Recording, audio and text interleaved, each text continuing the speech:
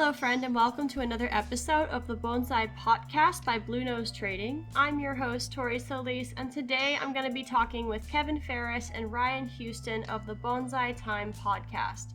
Today, Kevin and Ryan interview me to create an introduction to me as a host for new listeners.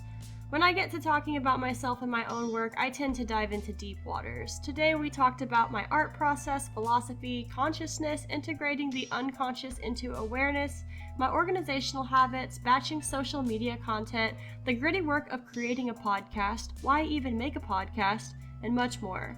I really appreciate Kevin and Ryan making the time to collaborate with me on this episode because it would have been super weird if I had interviewed myself. This was much more productive, so let's get into it. I guess I'll start.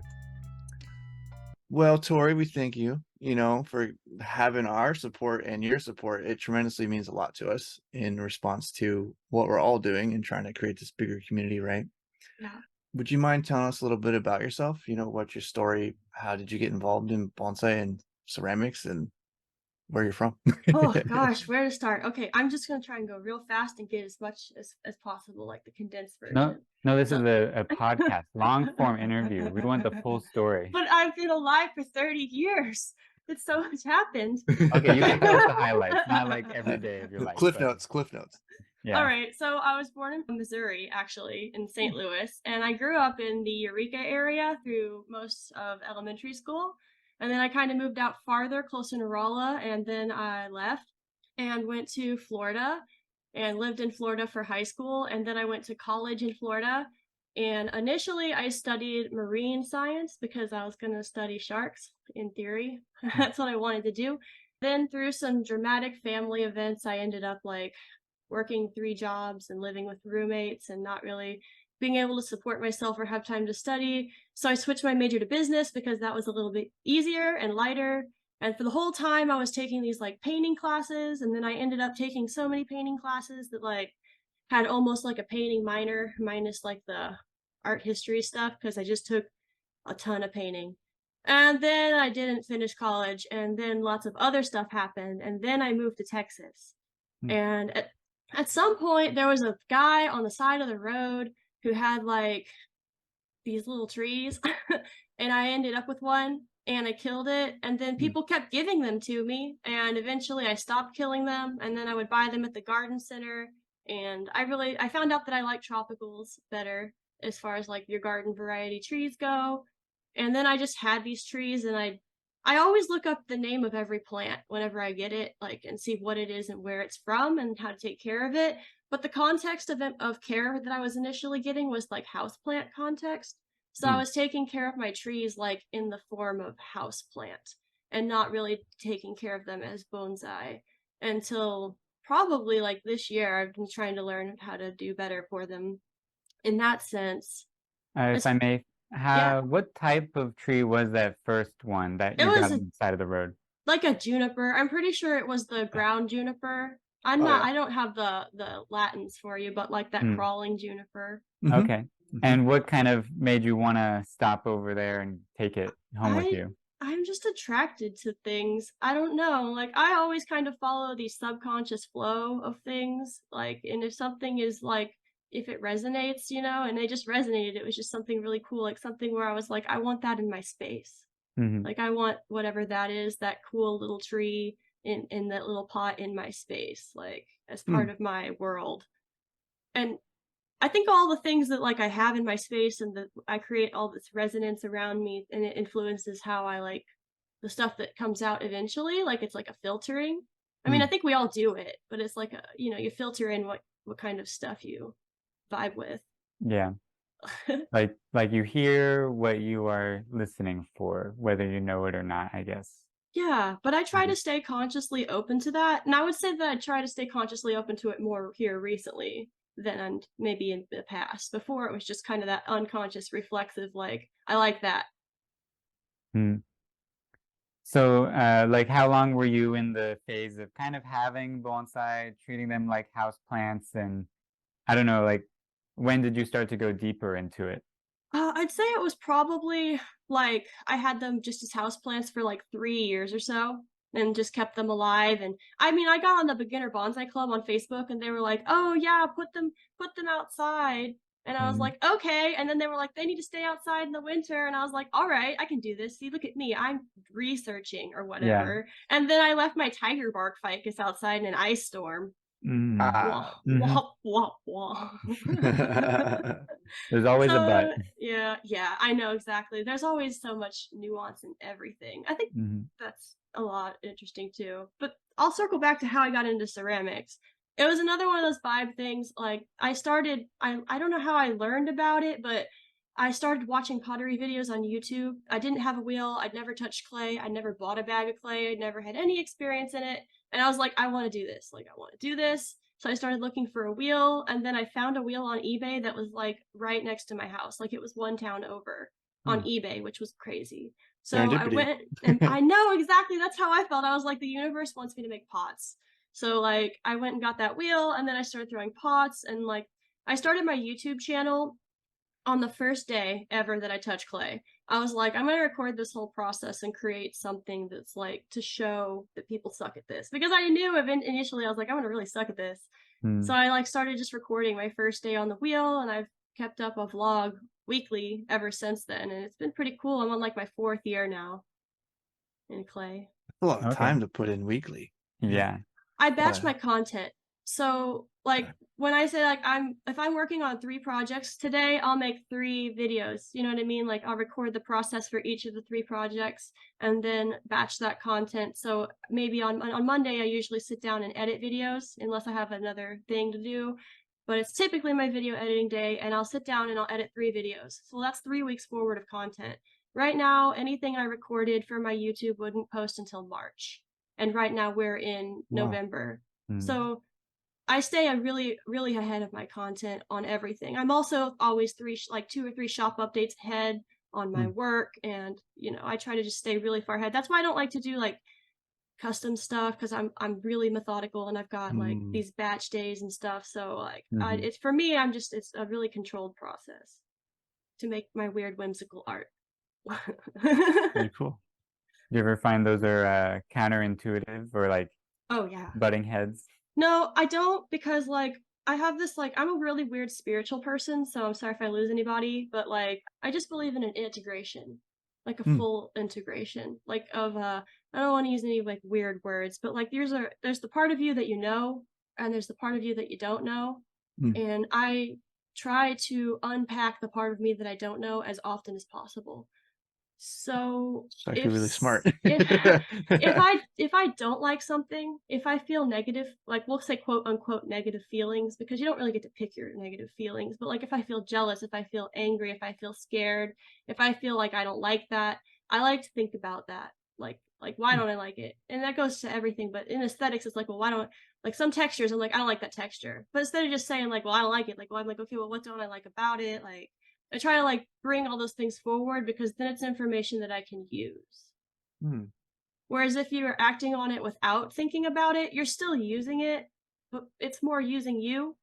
Whereas if you can kind of bring it forward to your awareness and work with your unconscious thoughts, you can use them. Or choose not to use them if they suck. That's pretty kind of like a deep way of analyzing things. So Thank there's a lot you. of substance there. Yeah. Sorry, guys. No, that's I really don't We'll have know. to think about that one in our day to day. That's just how I kind of go. I Mm. don't know. I'm really sensitive. I see things like this morning. I think the thing that stuck with me, because I go for a walk every morning, and I remember there was like this patch of light shining through, and it's fall here, so the leaves are falling, and like the leaves are kind of yellow here, and they were falling and golden and slow, and like I can like absorb these moments. I feel like everybody can, but I do it a lot. You ever I heard of recommend it. you ever heard of the Japanese term called komorebi? No, what is it? I love it. It is the physical act of seeing the light shine through the leaves of the trees, and the inexplainable essence of purity and or the feeling you get that's inexplainable in that moment. Yes. Why do they have a word for that? Because I it's love Japanese, that. because they have so many cool onomatopoeias as well. I Yep. just feel like I've never been to Japan, but also I just feel like anyone that has a word for that has to have some like connection to observance and living and slowing down. You have to Well, really yeah. slow down to notice leaves falling through the light.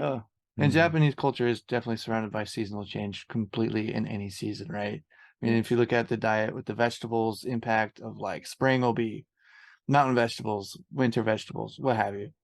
It's I think for in that context, not to like go on about Japan, but it's in a relation of like if a culture in anywhere in the world has a word that describes a feeling to the Yeah. exact point, it's really hard to do in America in English because Mhm. it's like it's a full explanation, not just like boom, here it Yes. is. I agree. English is difficult because sometimes I think and feel things and it's hard to explain it because you're like, well, what does that sound like out loud? And then I do feel that translation block a lot. Does that also intertwine with how you do your work? For sure. Everything intertwines with how I do my work. I'm so intuitive that I don't even know what I'm doing most of the time, but I Mm. like it. Like, I mean, I know what I'm doing. I know I like it's weird because there is a duality here. Like, I do have a technical side. Like, I know how clay works. I do my testing. I make my own glazes. I do my own glaze chemistry. So like that's cool. But like as far as like making the work, like I like the wobbles. And I How like how how do you decide like what forms and glazes you choose then? it just comes up. Like I just like it.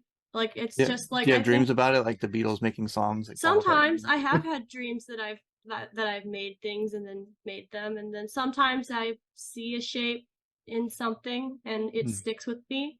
I think it kind of comes down to being subconscious things. I don't really know where they always come from That sounds like exactly. pure It pure art right there. it's just weird. It's just a weird thing to be so connected, but also it also gives me a sense of imposter syndrome to not be able to explain it.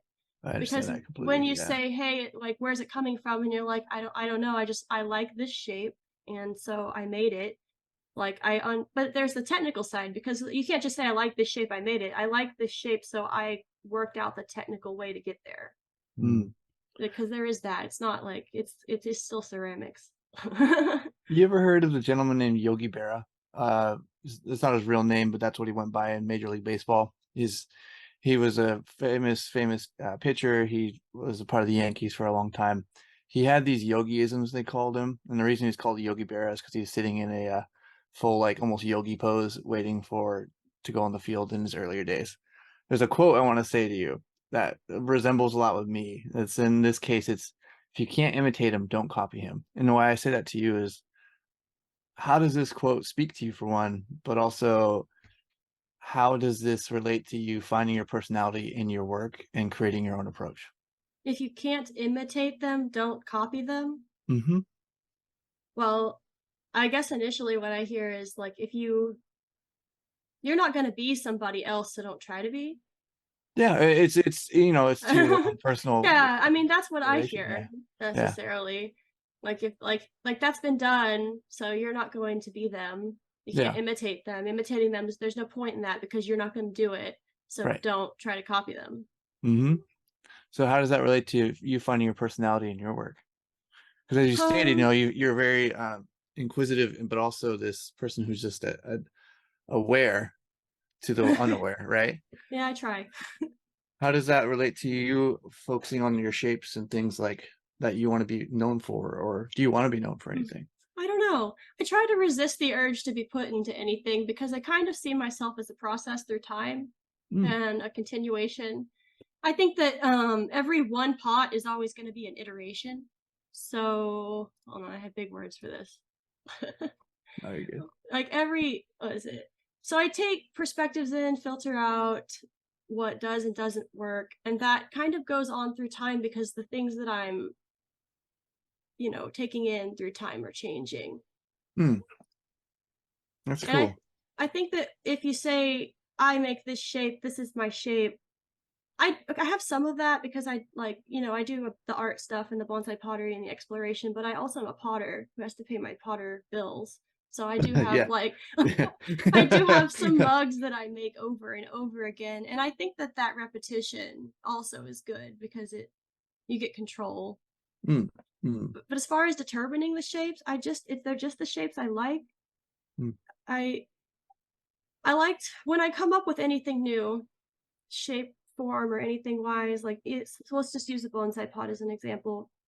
I like to take away everything. Like how many things can you take away before it's not a bonsai pot anymore? mm, Like so you take away the feet, it's still a bonsai pot. You take away, the decoration, it's still a bonsai pot. Take away the glaze, it's still a bonsai pot. Take away the extra tie-in holes, it's pushing it, but it technically could still work. And take away all the drain holes. I mean, if you want to get really weird with a bald cypress, it could Yep. be a bonsai pot. The So only like, one. yeah. So and then so after you take everything away, if you take away the walls, even it's just a flat disc. It could still be a bonsai pot. It's just weird. But Yeah. then you have to add stuff back because you can't. I mean, you can just make a flat disc. That's a statement. But like when you start adding stuff back, that's when the intention comes in. Like, what do you add back? And Mm. I like to add back no more than 3 to 5 things most of the time. I think I just now said that, but I think that's pretty accurate. Mm. I've never actually thought about it being 3 to 5 things before, but that seems about right.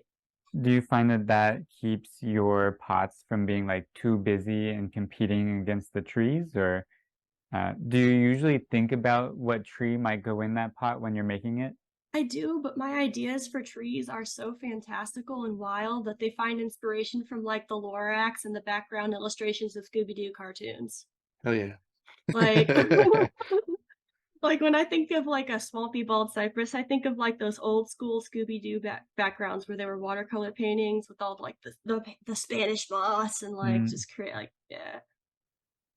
I saw that this summer in Florida. I was visiting David Cutchins out in Ocala, and just the beauty of that moss that's flowing through the trees every so little bit. That was my first time in Florida too, so I was like, wow, because there was a difference of bald cypress in Florida compared to the ones I saw in Louisiana and New Orleans many, many years ago.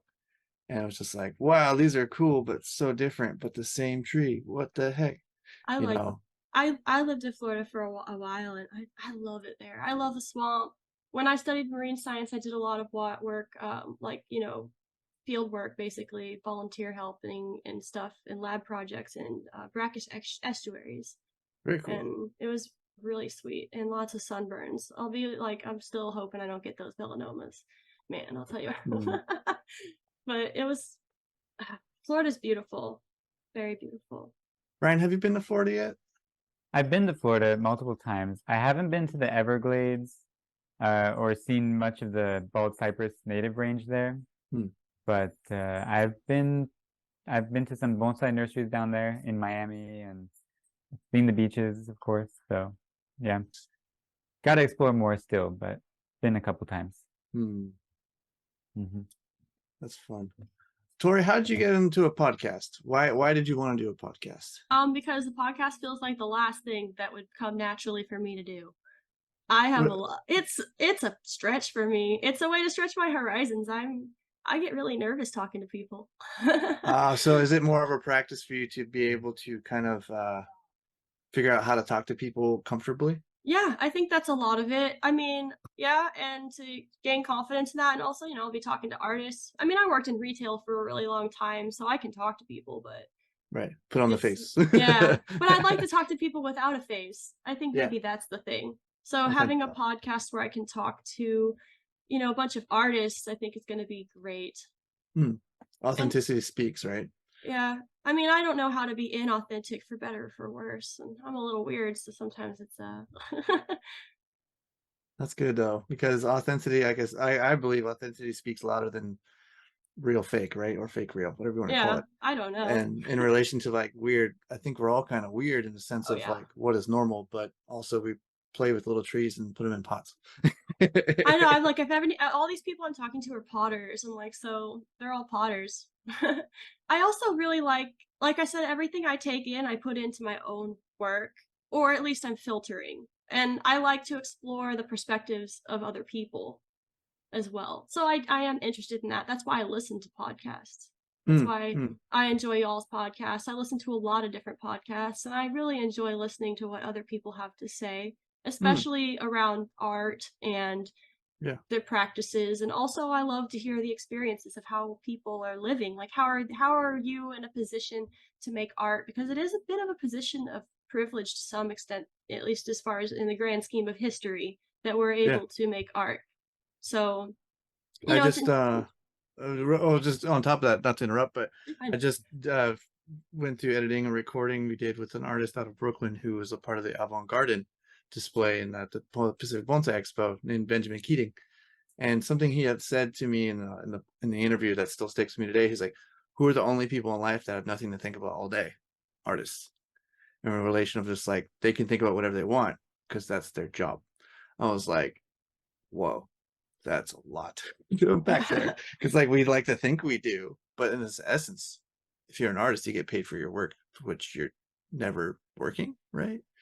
How do you I balance mean, that? You know? I'm working. Like I said, I'm a potter. I think potter is we'll say potter is a skill of and a craft, right? So like I am a craftsman and also an artist. So I do craftsman work Yeah, to support the art.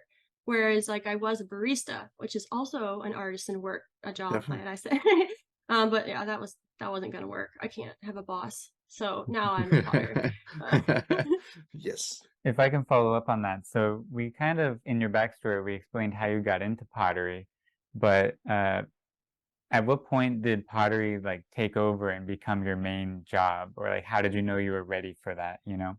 well, well, let's see. I had a job at a coffee shop, and I really liked it a lot.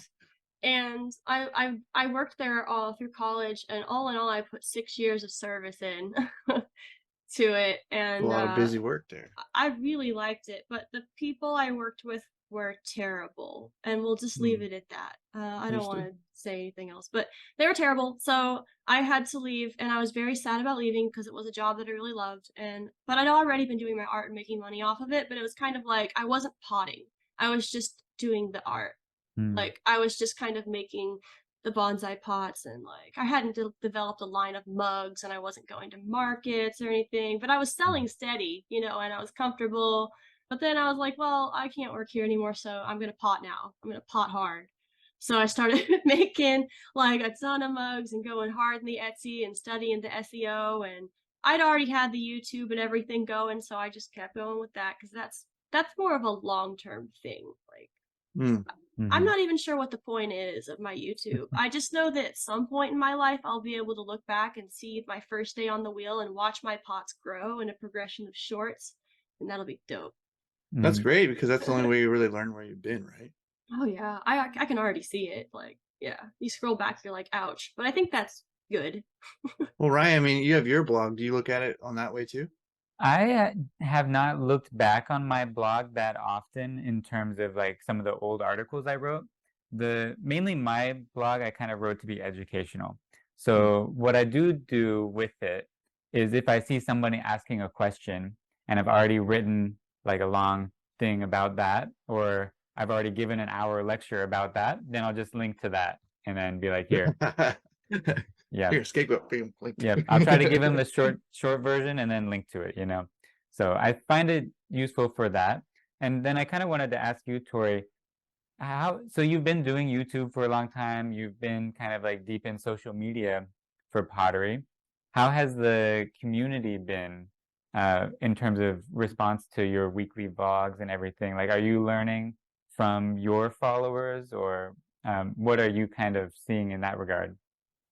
I mean, honestly, it seems like no one really cares a whole lot when I make a post, but that doesn't matter to me because Mm, well, I guess kind of what other people think isn't much of my business. But I'm open to talking to people. Like, I mean, I answer all the messages, reply to comments, but I haven't had many people reach out. So I guess that's another reason why I'm reaching out because I'm like, dang it, I'm talking to somebody. You get over here. I got yeah, a mic, you got a mic, let's talk. yeah. The So podcast is definitely good for that. but I think that it's fair to say that it's not like there's a lot of people out here potting, there's a lot of people out here making things on YouTube, and like you can't expect the community to just be like, oh, let me just get you and adopt you and, you know, bring Hmm. you right in. Like you have to Hmm. kind of go, I think, and put yourself out there a little more. And Hmm. I don't come into a room and be like, I've got a YouTube like every time I walk into a room. I mention it here because it seems relevant, but I try to Yeah. be extremely conscious of of advertising myself in relevant spaces. I Yeah. would rather have a little less be a little less known than be obnoxious. Hmm. That's very wise. Yeah. Because it Hmm. comes into that ego play, right? Where sometimes we follow that and we think it's real, and then we realize, oh, that's just what I think it is. It's not what it really is, right? Yeah, I think of ego as a roommate. That does pay rent or not? No, I mean, technically they do pay rent. Your ego developed to keep you alive, right? Right, right. And it's a culmination of your entire experiences, be them good or bad, and your feelings, which are unwilling about those experiences, and then it's a reaction that's initiated, or a chain of thoughts that's initiated to prevent you from experiencing the same pain again. Mm.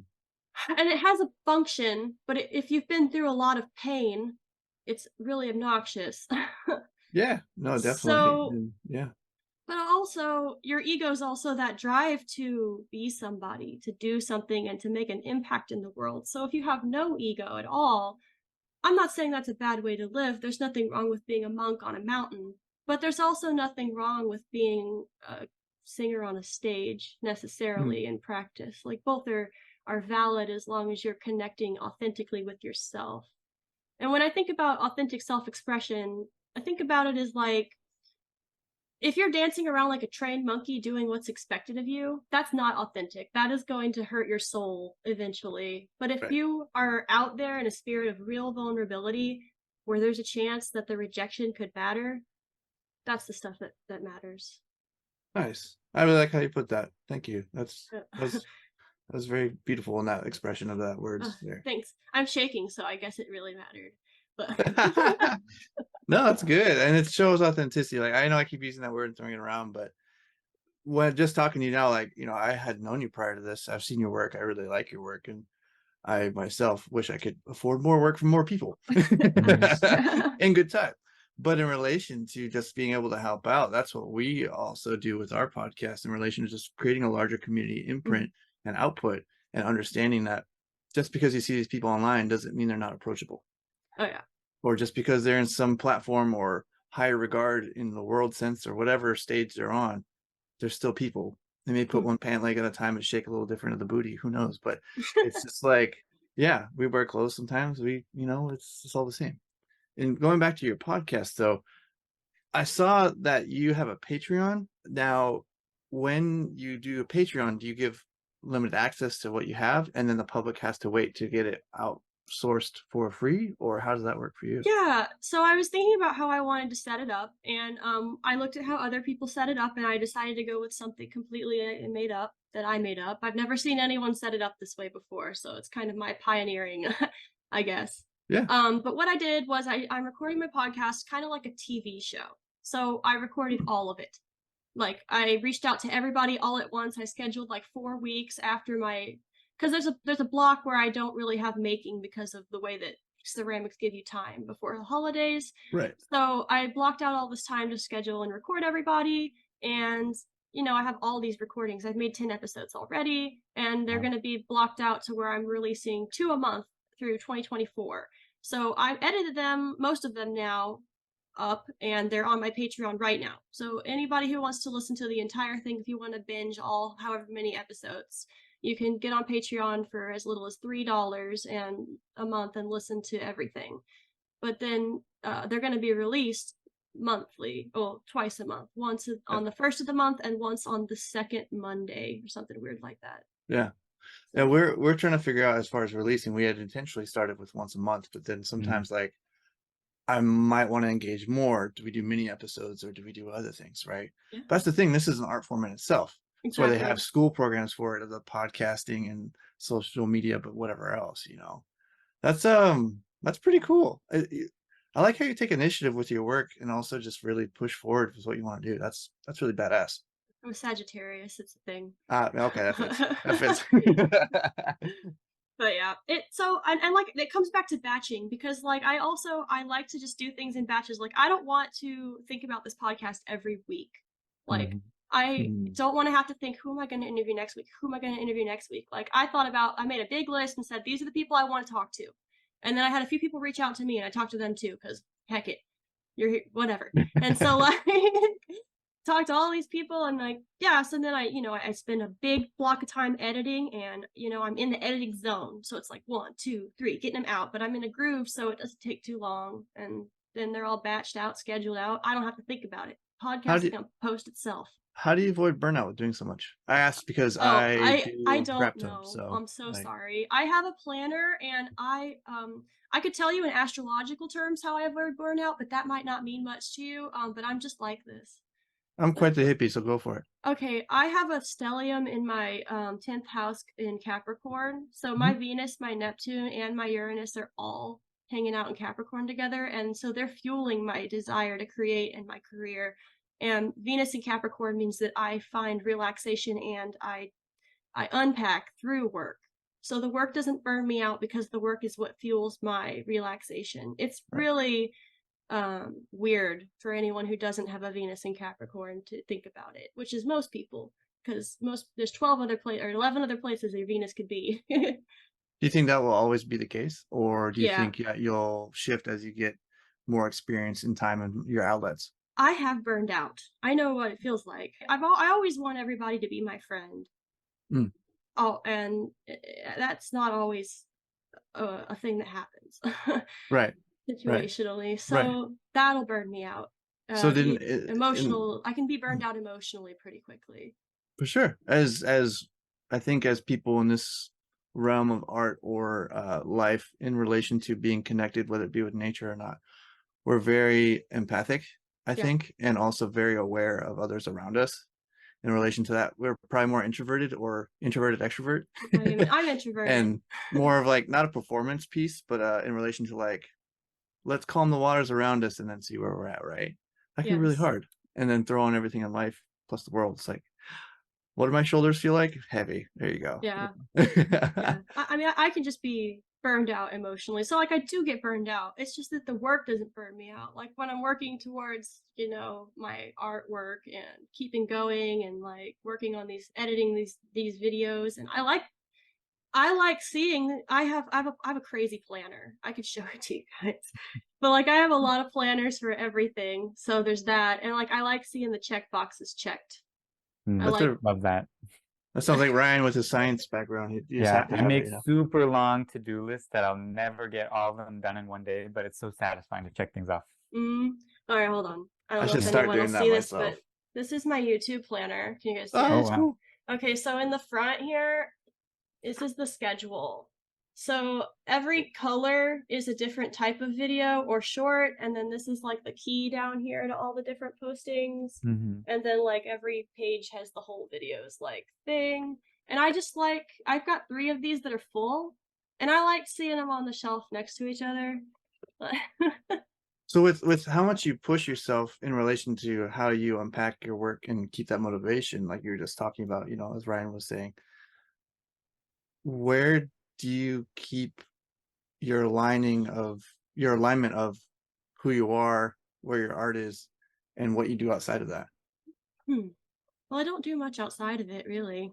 Hmm, Most of my friends are potters or bonsai right. people, because Same. Yeah. so it's kind of all aversive as far as that goes. And as far as finding out who I am, I think that as I take in other people's experiences and perspectives and reflect what does and doesn't resonate, everything that resonates must be me. Hmm. And then or at least an outward representation of me, because I think that I'm just the one watching all of this happen behind behind the seat of consciousness or whatnot. Don't look behind the curtain, Yeah, the one in the seat that watches. That's all I am. But like, whenever I figure out who I want to be in the world, because like I said, my ego is a roommate. So Hmm. I kind of have to work with my ego to decide who we're going to be, because your ego is who you decide you're going to be, right? I guess I just think about core principles. I want to be kind. I want to be helpful. I want to be authentic, and I want to make beautiful things. I want to inspire people. And then I just think about what I got to do every day to be in the position to do those things. And then I do that. Yeah, sounds like a good idea. But Ryan had brought up to me because when we met in Ohio. I'm originally from Oregon.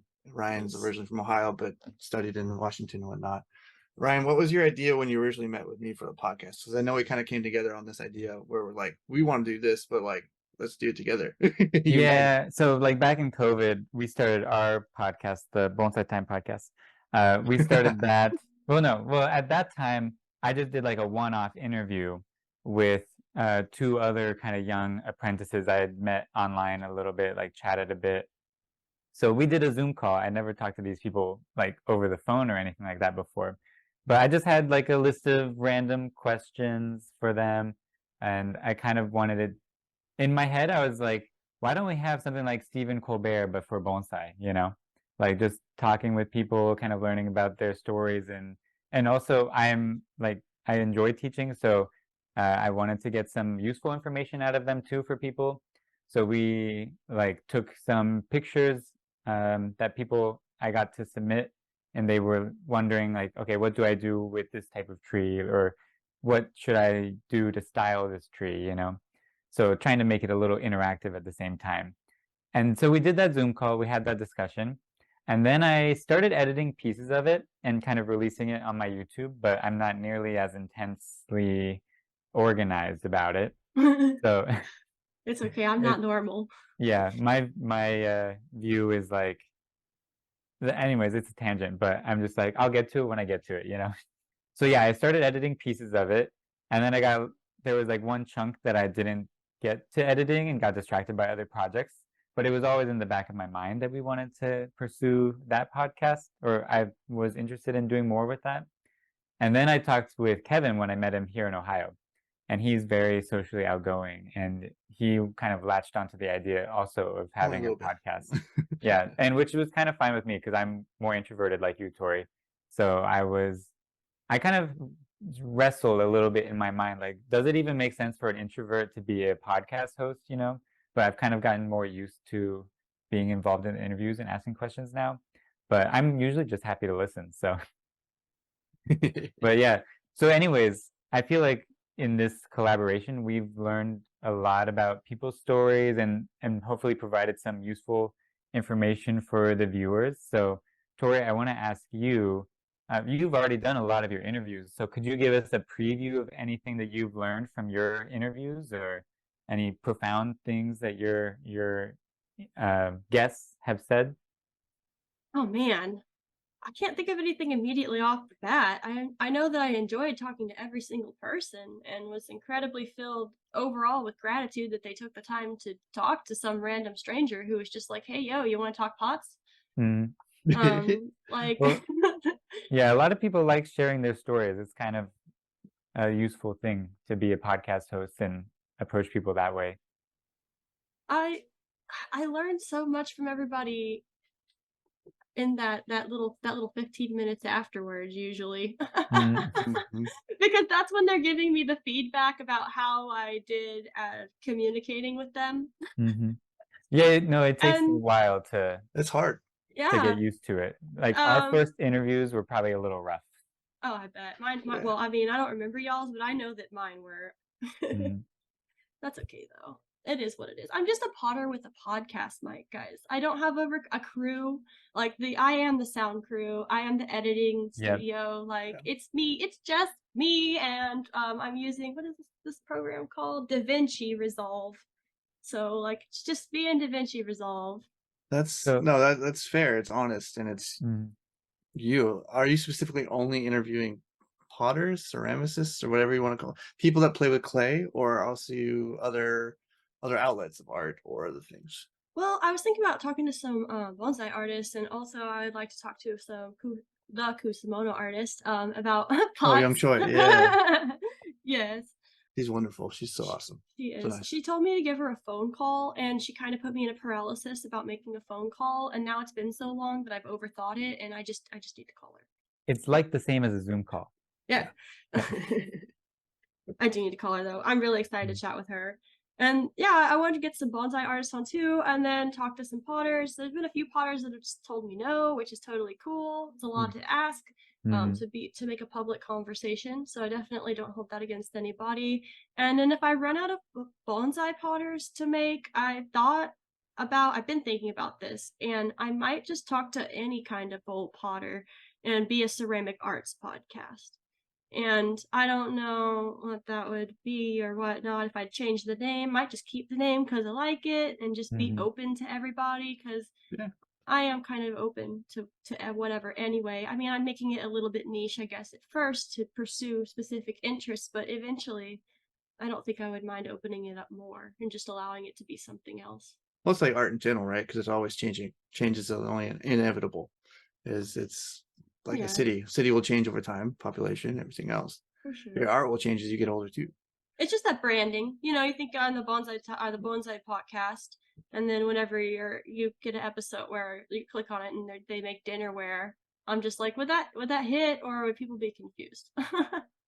Personally, I think people find it interesting. Like myself, I've been in this process now where we're like, well, yeah, we're the Bonsai Time podcast, but also talk to Ryan about like, what if we bring on people that have nothing to do with bonsai just to get an extracurricular opinion, Yeah. and we also interview them in specific things like, what do you think about these small trees? Mm-hmm. But then again, your work is completely opposite of what we do because it's a well-rounded individual creates a good conversation. Mm-hmm. It's true. It's very true. It's a good perspective. Mm. See, this is why we do this. I also do you guys listen to Asymmetry ever? Yeah, I really yeah. enjoy his format. Yeah. He inspired me a lot actually. I actually made a Spotify playlist of all the Asymmetry interviews with potters, Hmm. and Hmm. I'd listened to that a lot, and I was like, it kind of inspired me to do it as well. And I always love listening to Ryan Neal talk about art. You just listen to him talk about the big higher level thinking, and like a goal for me is just to talk to Ryan Neal one Hmm. day. Sure. He's a busy man, so Yeah. No, he is very. We hope to get him on sometime soon, or later. Have you reached out to Michael Hagedorn? not yet. I have a list of people to reach out to, but I have Mercury's gonna go into retrograde soon, and I refuse to record episodes during a Mercury retrograde time because I'm just weird like that. Yeah, Call everyone's it got a their thing. call it a break. I'll be on a We all need break. them. We all need them. So Well, sorry I don't mean to record more. with your podcasting, how long have you been doing it now? Like 2 months. Wow, that's a lot of episodes in 2 months. That's awesome. Mhm. Congrats to that. Well, like I said, I just binged it out. I was like, all right, I'm gonna call Right, people. We're right. gonna schedule them. You know, I got like 2 in a day. It's just phone calls and recording. Put it all in a folder, and then on Monday, add podcast to the video editing list to Yeah. do 1-3. So How do you feel that you find your flow, or how do you get into your flow? Because you have a flow with ceramics, right? mhm. And making that. How do you find your flow and get into your flow for podcasting? Well, it's all one thing.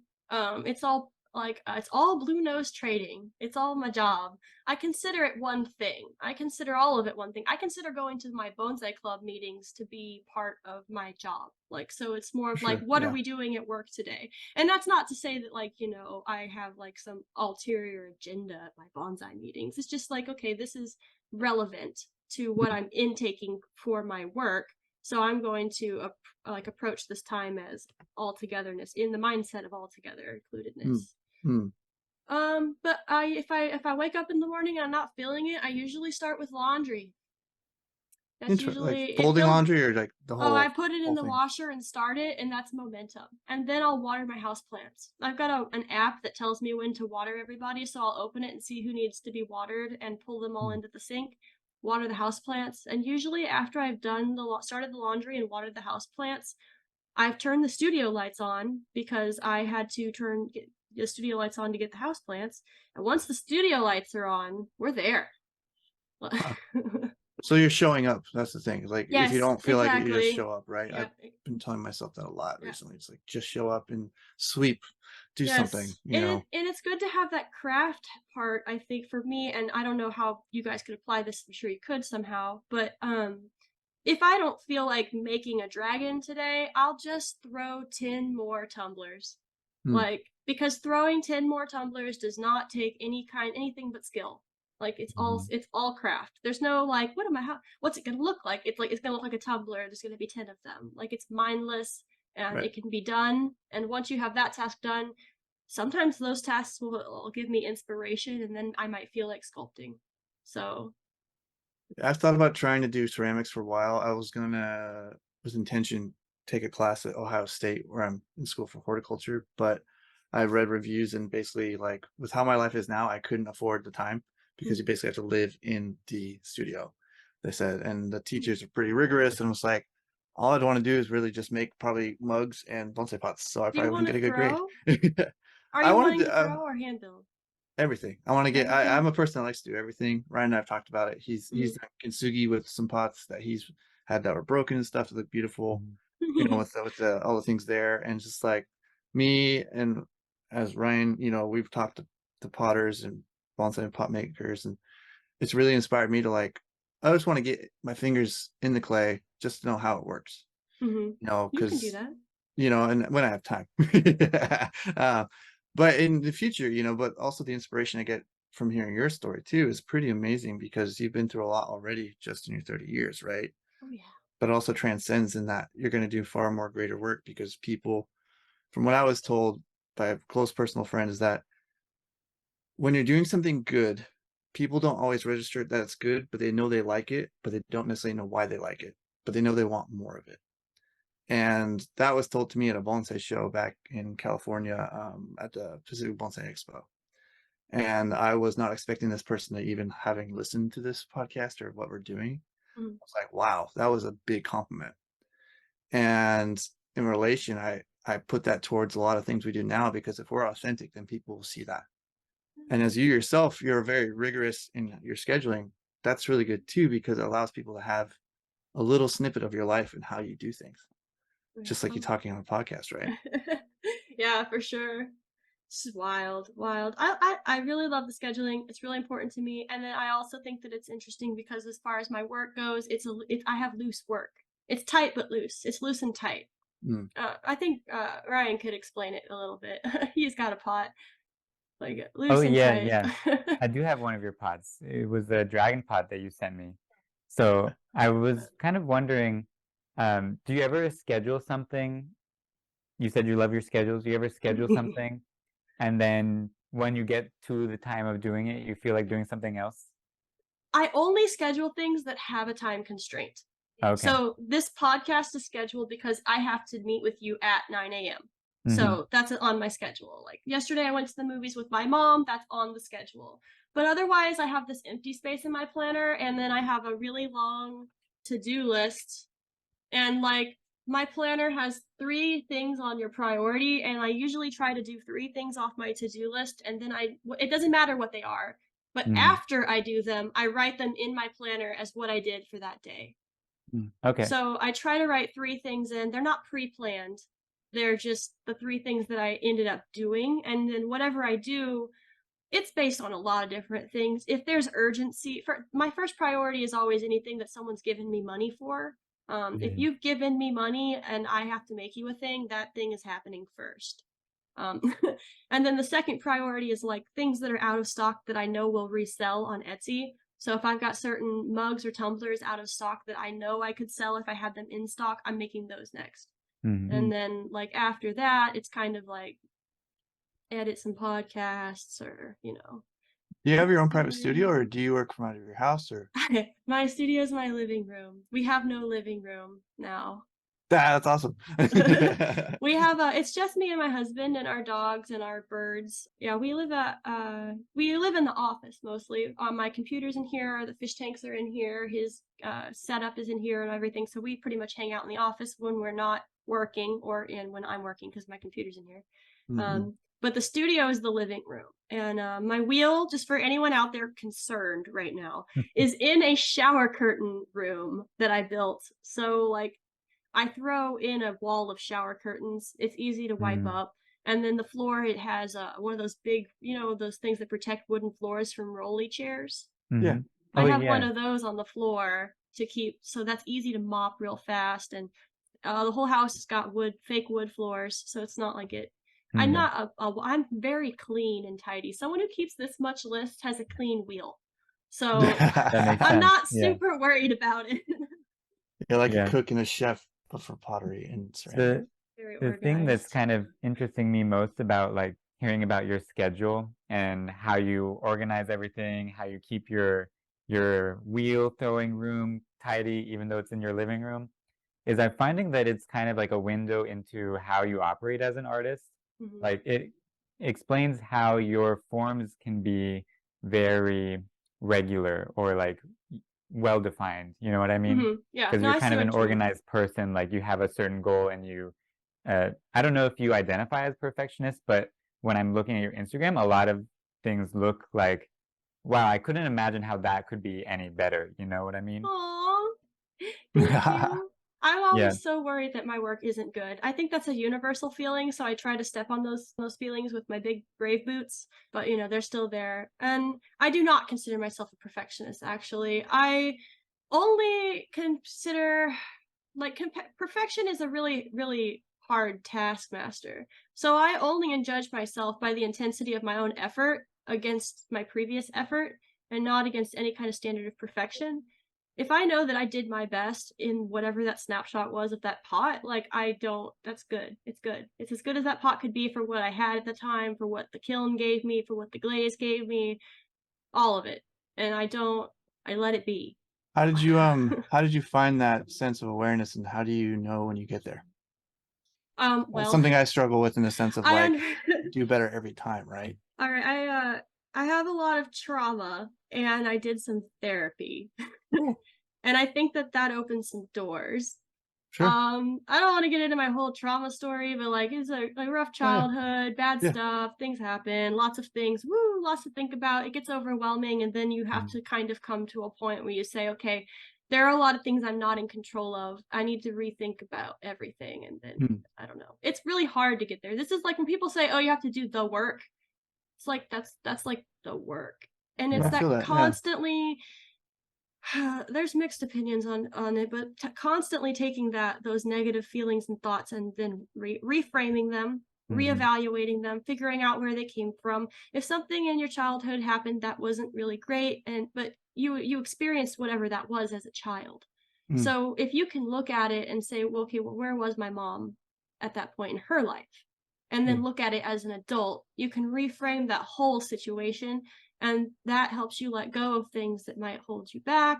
mm. And it's a long process, and a lot of that, like that really looking at stuff and trying to think about it from a place of an adult you with compassion for the you that was there before. Yeah.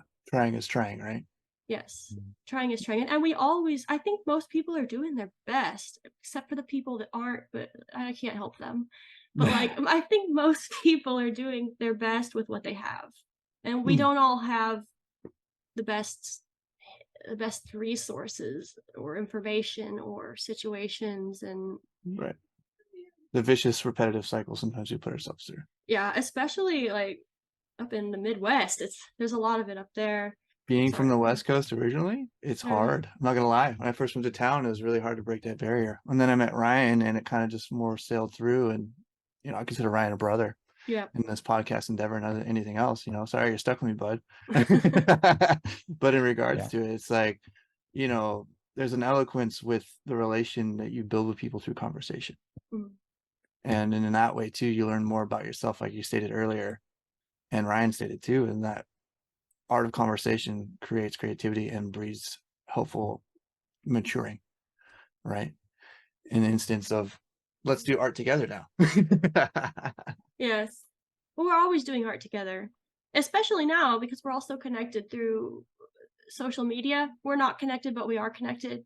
Yeah, Mm. good and So, bad too, right? but I think it's mostly good. I don't know what to think of it honestly. Actually, I like that I can look at all this work and take in all these perspectives and information, but also I kind of think we weren't meant to have this much information. So Mm. it can Yeah, be a yeah, lot sometimes. yeah.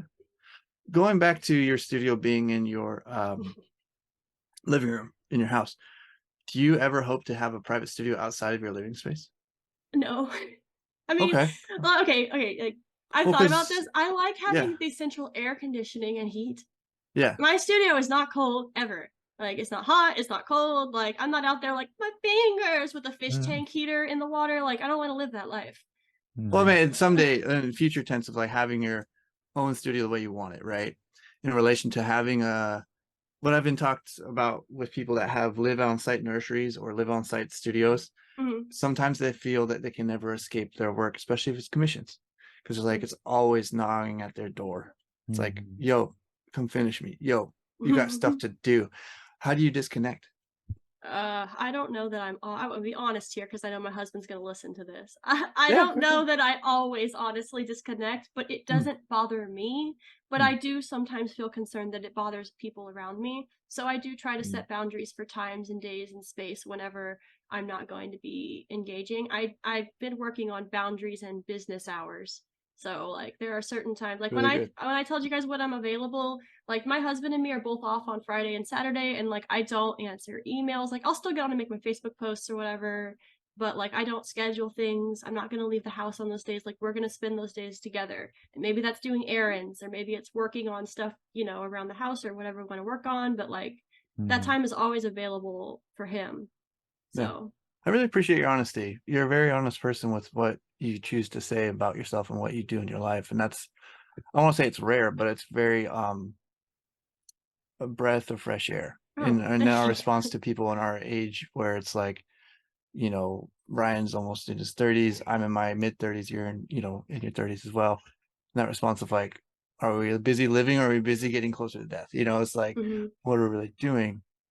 And I know Ryan and I struggle with this idea of like, where do we want to be in our own lives? And Ryan can say what he wants to this, but in relation to like, how do we balance our personal lives outside of our own artistic creativity? And that's something I struggle with a lot if we're I getting think deep. I think that if in response to that, I would say that I just try to want to be right here, right now, Yeah. in Yeah. every instance. Yeah. My daughter's taught me a And lot of that. Yeah. mm, that's Being good. present in the moment, because if not, you're going to Yeah, let it pass by. you don't want to miss that because they grow like super fast. How do you deal with that, Ryan? The one good thing about having a high energy dog is he will force you to stay in the moment, like you don't get to do what you want to do until he gets to do what he wants to do sometimes. So like before podcast, I have to go take him on a run or something, or give him a peanut butter toy or something to make him distracted and not howl in the background. But yeah, I'm anyways, s- that's some of my strategies, but Hmm. still working on that. Something I wanted to ask you, and how did you come up with your name for your company with Blue Nose Trading, and how did you come up with your name for the podcast? okay. And how So long did it take? That's my other Yeah, I was question. gonna say. okay, Did you flip a coin or? I don't remember how long it took to come up with Blue Nose Trading, but it's named after my dog. I have a blue nose pit bull. Her name is Oh, Azusi. Her full name is Azusi Poo Pigstarf, and we call her Pig most of the time. that's awesome. So she's my old lady. She's probably like 8 as of recording this, and Mm-hmm. so she's the logo. I started in painting, kind of briefly said that. I monetize. I was never passionate about painting, as far as being a form of expression, but I don't want to be something, but I was decent, proficient. I was proficient enough to sell my work for money. So I made a business making pet portraits. So Cool. I just paint, I still paint pet portraits. Like I can paint them so fast that it's not a big deal. So I still I don't advertise them too much, but I do paint pet portraits. It's acrylic on canvas. So my logo is a painting of my dog that I did. And then, it didn't take too long, I don't think, to come up with that. But I wanted a name that was going to be all encompassing. Because, like I said, I think of myself as a process, and I started in painting, and then when I went into 3D, I started in jewelry design. So there's an entire line of jewelry that I've designed on my website that I still have. I make it to order because they're my designs, so there's no point in just erasing them from existence. But I don't actively promote them as much anymore because now I'm in clay and I'm like knee deep in the clay, not coming out. So, but I don't know, maybe I'll become a bonsai artist one day or something. Who knows? Mm-hmm. So I like to have it Blue Nose Trading, and also I'm doing a podcast and I do collaborations with people and businesses. And so it's nice to just have a catch all like this is a Blue Nose Trading production. Like this is something from Blue Nose Trading, and yeah, so that's what that was. Just kind of a catch-all phrase. And also you can't copy like something about like you can't make your real legal name an LLC name or something, I think was something that Oh, was a thing. I Yeah. didn't know that. I don't know if that's real, but I feel like that's what I remember. I Mhm. feel like that was part of my consideration, or not wanting to make my name the LLC name or something like that as Mhm. well. So there's that. And then the Bonsai podcast, I listened to the Wheel Talk podcast with Rebecca Otis and Ryan Durbin. It's a very ceramic specific podcast, but they said that I've been listening to them since like the beginning of their podcast, and like they said that they were gonna make it originally called the the podcast, the Wheel Talk podcast. And they always joked throughout their episodes. They're like, someone should make a podcast because it was a great name that we didn't do. So I was like, when I was thinking about it, I was like, oh, it's like the Bonsai Podcast, like the Bonsai Pot, the Bonsai Podcast. So, and I love puns. I don't know if you guys saw the new logo, but it's a Bunjin mic with pop filter. Look it up right now. My husband came up with the idea to put the mic in the bonsai pot, and then I based the glaze and the logo off of one of my combos. We'll have to put a picture of that logo in our show notes for people. Oh yeah. I didn't look too closely at it. Let me look at it right now. So it's like it's one of my bag-shaped bonsai pots forms with my speckled turquoise glaze on it, and then inside of the pot it's an audio mic with a pop filter in kind of a triangular shape to be sort of like a play on Bunjin. It's not perfect because there's only so many pieces to a mic and pop filter, but yeah, I see it now that you're mentioning it, and I definitely recognize the pot. I kind of see the trunk line. Yeah. It was on your Instagram, right? Yeah. Well, it's on the Bonsai Podcast Instagram. Yeah, I'll send you a link, Kevin, but okay. Yeah. Yeah. There we go. It's a good literati trunk line. Very right angle. Yep. So with your link tree, I'm gonna click on it right now. I guess I can answer that. I have two link trees. Okay. We need to get ours going, right? Yeah. I love Linktree. Pretty simple process to create, right? Yeah, super easy and free. Oh, even better. Mhm. We have a lot of ideas. It's just having the time to implement them is ongoing in relation to we always like to hear, and maybe you have some instance on this as you sell to the public and things, as we just have this as an outlet for ourselves, and I guess guilty of wanting to talk to people in spaces that sometimes are not as available to the public. How do you find yourself engaging with your public listeners on your podcast that want to know more information, or do you take their questions and give them to the people you're listening or interviewing or things in that way? Well, the public hasn't accessed my podcast because they have to be on my Patreon, and that hasn't taken off yet. But yeah. So I haven't got any real feedback as far as that goes, but it probably wouldn't be a matter. I probably wouldn't be open to that. Not just to be closed off or anything, just because of the format and my process for recording is, I've recorded it already.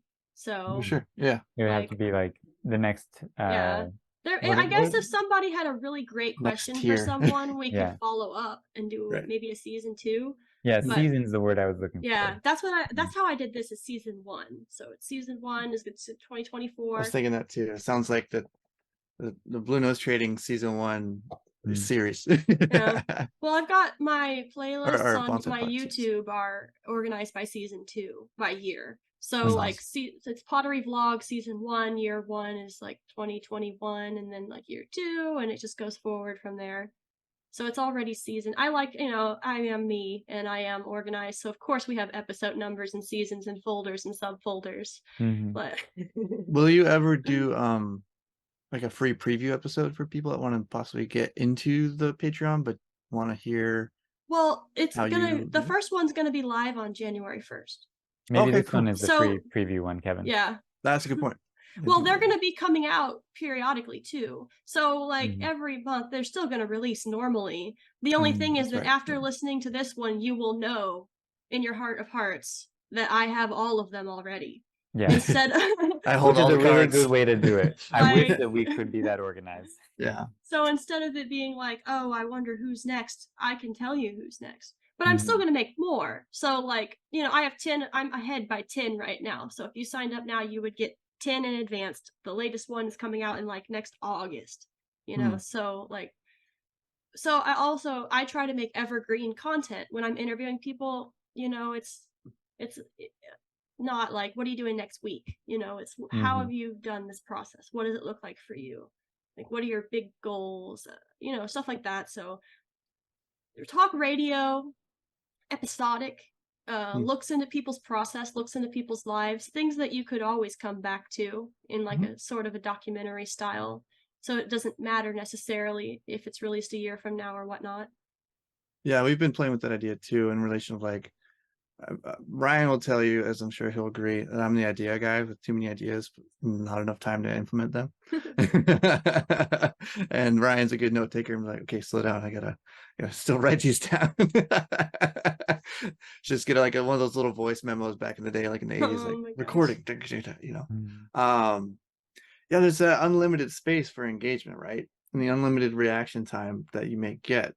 What we're finding is like we're having slow, and Ryan, I want to hear your opinion on this, but my opinion is like for our engagement with our community, it's a slow process of really getting them to kind of contribute their information back to us.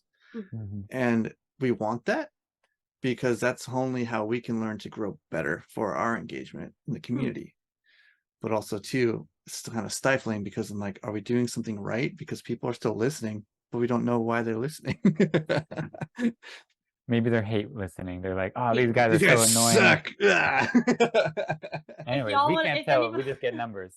if Gosh, anybody dude. wants to hate listen to my podcast or YouTube, you go right ahead. Me and my Yeah. ad sits will love your hate Especially do it listening. on Patreon. That's the best way. Then you No, get to do it all at no, once. right? Hate me with your money. There you go. Yeah. It's fine. I don't think that people hate you guys. I think you might, like, in all honesty, be maybe thinking a little too hard on it. That's how I always do though. Like, for me and myself, I want to always do better in respect to the Yeah, craft and the art because I always think about for myself. Well, and Ryan knows this. In anything I do, I think about the people that have come before me to be able to allow me to be here, or the absolutely. people that I'm in close contact with, like Chase Rosade or Ryan Neal, and all these big people are giving us the allowance and the time and space to be able to have this influence or non-influence, but just this relation to communicate with people. Mm-hmm. It's like I want to do the best I can to showcase that my respect to them. You know what I mean? Yeah, The way it's heavy on my mind. Yeah. I think that shows through.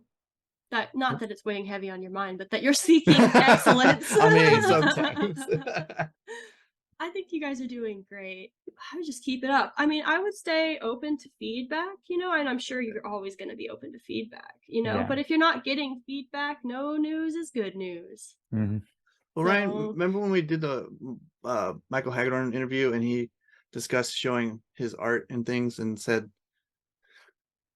within showing art, you can't always worry about what people think about it because it's your own experience. mhm. Mm-hmm.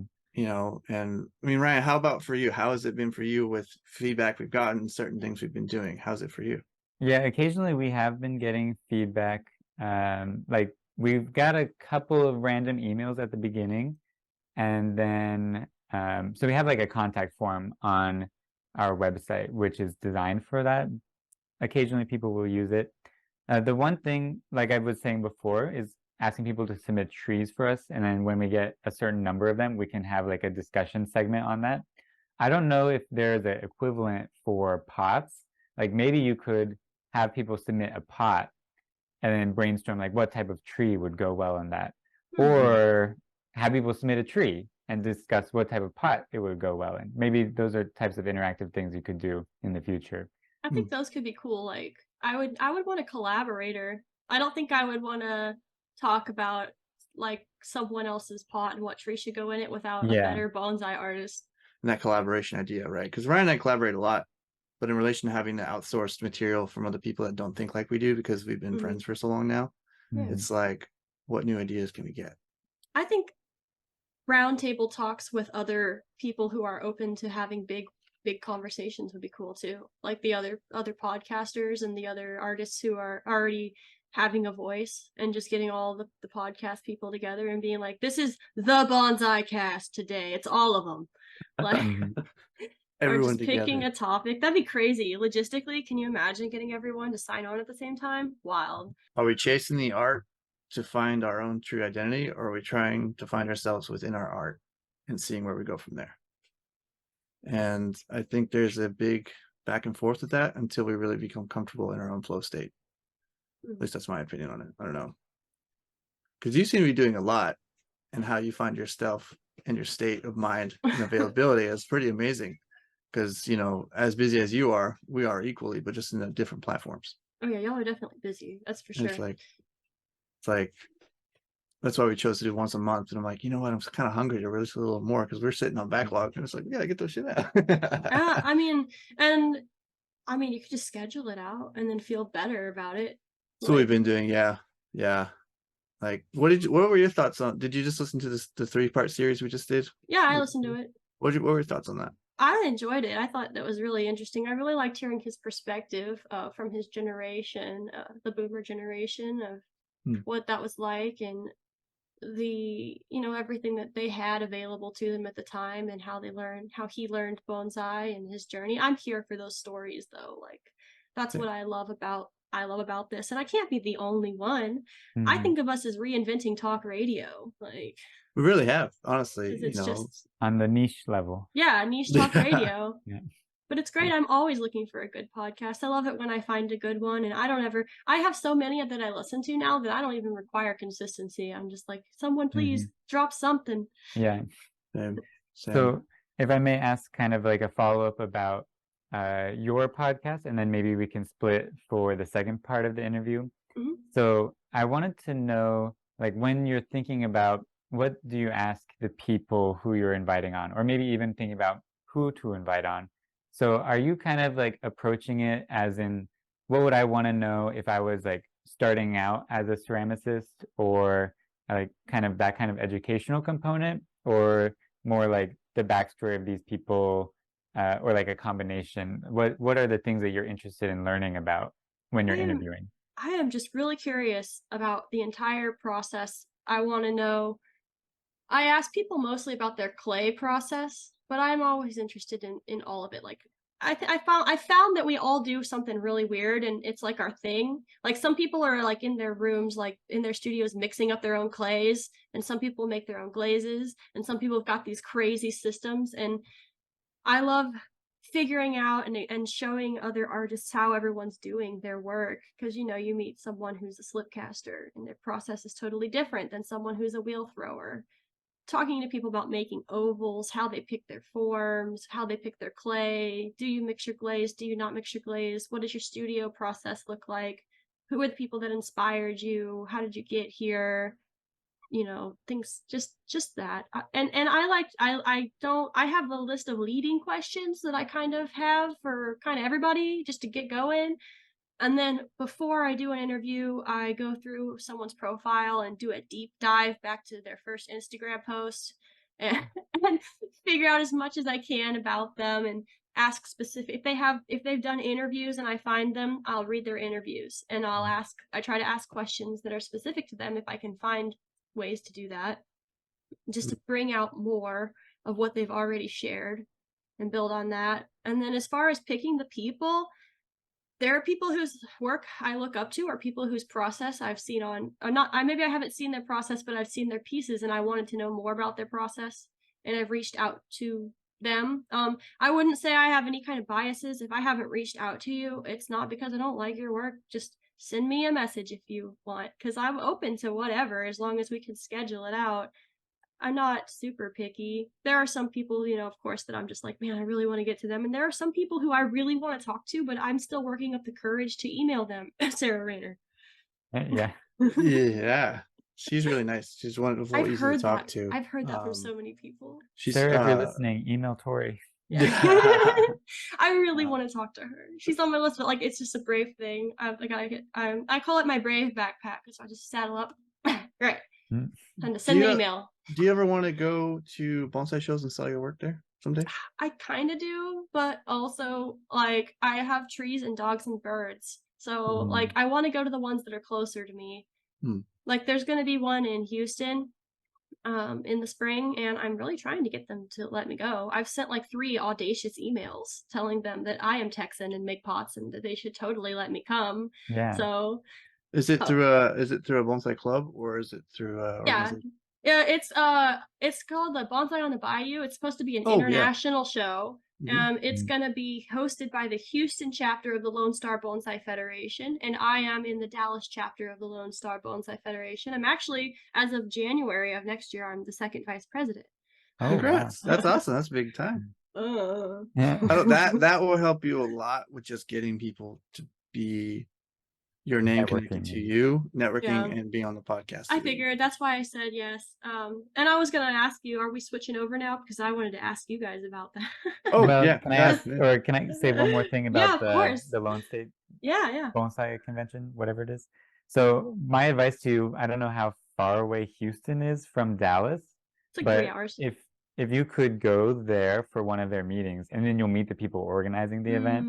Maybe they're just bad at responding to emails. Maybe if they saw your work in person, I think they would be persuaded. So I'd love that. yeah, I'm just gonna drive down on Tuesday with a box of pots. Hey! yeah. Here's a mug. Take a mug. Take How a Look can at they mug. say this. no? You're a Texan with pots. How long have you lived in Texas, real quick? About 10 years now. Okay. Nice. So I get to be a Texan. I've lived here, and I've read the literature on how to be a Texan. I'm doing it. Nice. Mm, Watch football on Friday You nights mastered it. and No, I'm doing an alternative version. I don't watch football. no, I'm just giving you a hard time. So what questions do you have for us? This podcast is brought to you by Blue Nose Trading, which is me and all my patrons. You can get early access to unreleased podcast episodes and YouTube videos by becoming a patron of my work at patreon.com/bluenosetrading. You can find all of my current available ceramic work on my website, bluenosetrading.com. For social media links and information about Ryan, Kevin, and the Bonsai Time podcast, be sure to check out the show notes. This conversation is continued in a special episode of the Bonsai Time podcast, so I strongly suggest you go check out their podcast and the extended conversation. Thank you so much for tuning in this week. Remember that you have great ideas that are worth exploring, drink lots of water, and I will see y'all next time around.